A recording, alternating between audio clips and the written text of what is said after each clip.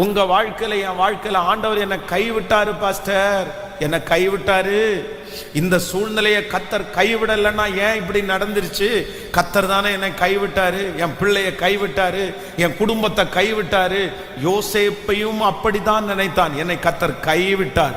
ஆனா உண்மையிலேயே ஆண்டவர் உங்களை கைவிடல, ஆண்டவர் உங்களை கைவிடலன்றத சீக்கிரமாய் நீங்கள் பார்க்க போகிறீர்கள். கத்தர் உங்களை சோதித்து அறிகிறார். கத்தர் உங்களை அதற்கு நேராக நடத்துகிறாரே தவிர, கத்தர் மறைந்திருக்கிறாரே தவிர, கத்தர் வாக்கு கொடுக்கிறார், இன்னும் நான் உன்னை கைவிடவே இல்லை.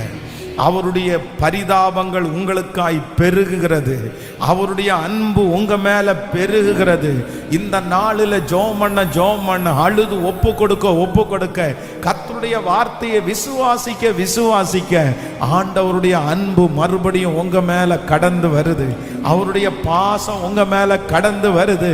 கர்த்தர் வாக்கு கொடுக்கிறார், இல்ல எபிராயிமே, நான் உன்னை எப்படி கைவிடுவேன்?